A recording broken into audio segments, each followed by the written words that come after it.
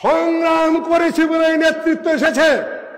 আবুল মনসুর আহমদের বাপদাদা সংগ্রামী ছিলেন বলেই তিনি শিক্ষামন্ত্রী হয়েছিলেন, ক্যাবিনেট মন্ত্রী হয়েছিলেন, সরোয়ার্দী প্রধানমন্ত্রী ছিলেন। সরোয়ার্দী সাহেব বিদেশে গেলে আবুল মনসুর আহমদকে প্রধানমন্ত্রীতে দায়িত্ব দিয়ে যেতেন। কারণ কি? সংগ্রামী মানুষ। মৌলানা আকরম খাঁ গোটা মুসলিম লীগ চালিয়েছেন 41 সাল থেকে 49 সাল পর্যন্ত। শেখ সাহেব তার কাছে একটা ছোকরা, সোজা কথা বলে শেখ সাহেব নিজে লিখেছেন অসমাপ্ত আত্মজীবনীতে। এই জায়গায় বক্তৃতা করেছিলাম, পিছন দিকটা কয়েকটা ছোকরা আমাকে বলে কেন বঙ্গবন্ধু বলা হলো না, কেন এই করা হলো না, সেই হলো বলা হলো না। আমি সেদিন বেশি কিছু বলিনি, তাদেরকে ওই সময় বলেছিলাম। সময় উপস্থিতি মৌলানা আকরম খাঁ শেখ সাহেব নিজেই লিখেছেন। মৌলানা আকরম খাঁ আমাকে বললেন, এই ছোকরা তুমি করো কি এখানে?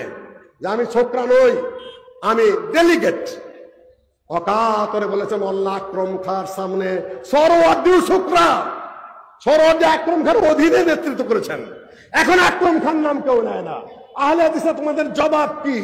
41 থেকে 49 সাল পর্যন্ত গোটা পূর্ববঙ্গের মুসলিম লীগের যিনি সভাপতি হলেন, যার হাতে পূর্ব পাকিস্তান হলো, ওই রাজনৈতিক নেতৃবৃন্দ তার একটা নাম নেয় না, একবার তার কথাটা পর্যন্ত উচ্চারণ করে না, তার নামে তো একটা গলিও নাই। কোথায় খালি সরোয়ার্দী ভাসানী, এখন বলতেছে ভাসানী প্রথম বাপ, শেখ সাহেব দ্বিতীয় বাপ, ছাত্র এখন তৃতীয় বাপ। মৌলানা আকরম খাঁ দাদা কেন উচ্চারণ করছে না? আপনারা মাঠে নাই তাই।